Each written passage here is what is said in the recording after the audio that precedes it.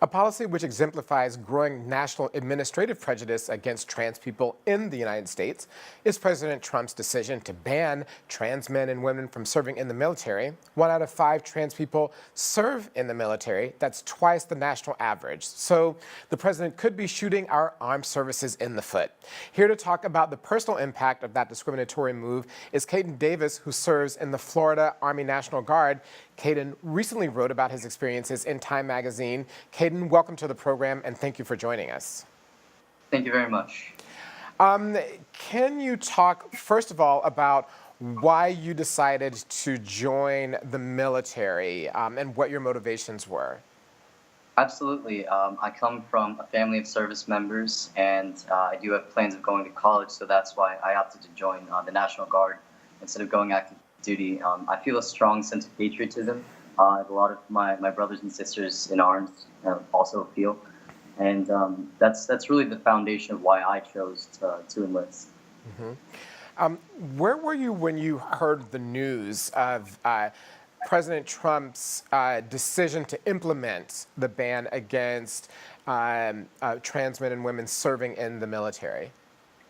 I was actually at home. I just come home from a mission that we had done up in D.C., and I remember being on my couch, and a close friend of mine had texted me and told me and was sort of beside herself. And so I just remember going through and looking at it and reading the tweets and receiving the news for myself for the first time, and I was just in a state of shock and disbelief.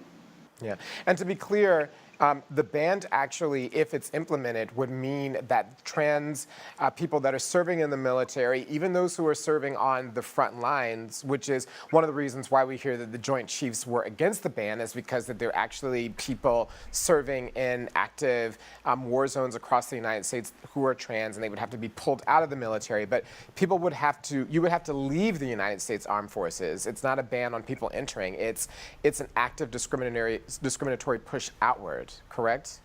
Correct. Yes. So for me, I've been in the military for 4 years now, and hearing that news, for me, like I've considered making the military a career, going a full 20, possibly more than 20 years.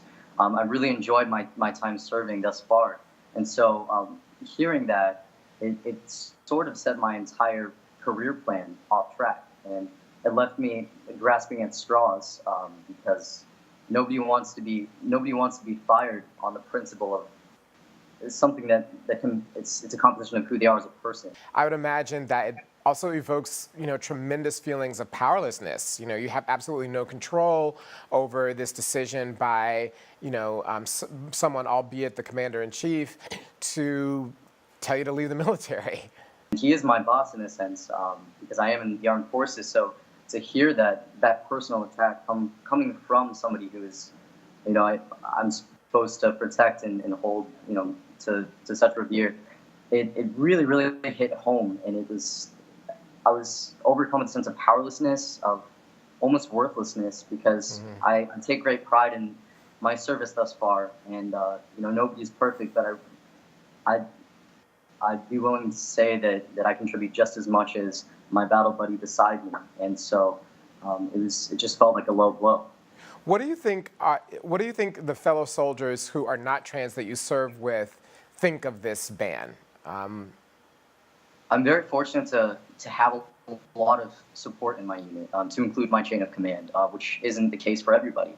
So I'm really blessed in that regard. I've gotten a lot of sympathy, a lot of people willing to go to bat for me, and a lot of people who are equally as upset by this trans service member ban. And how do you plan to respond or to push back if you can? What besides using your voice, which you're speaking out and being very public in Time magazine and elsewhere about your service, how do you think is the most effective way to respond to something that you believe as a citizen, right outside of being a soldier, is wrong? I think that the best way to do that is it's the same approach that would affect positive change on any platform, and that would be to just press on and continue forward and apply yourself in the most positive way. I'm going to keep excelling at my job and keep being the good soldier that I know that I'm capable of being and have a proven track record of being.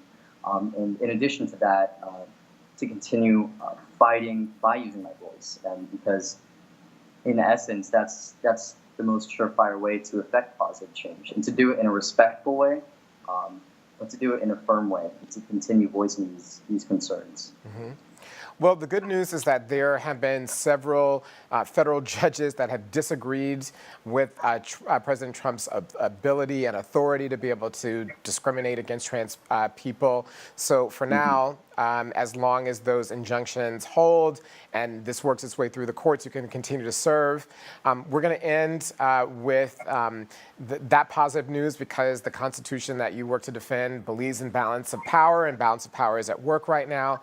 And we also are just going to end with your positivity of continuing to serve your country and do the best that you can. And we wish you all the best in continuing to do that, and really appreciate your joining us and telling us your story. No problem. Thank you so much. For more information about the Trump ban on trans-military service and how to help, please visit www.thelastip.org and click on How to Help.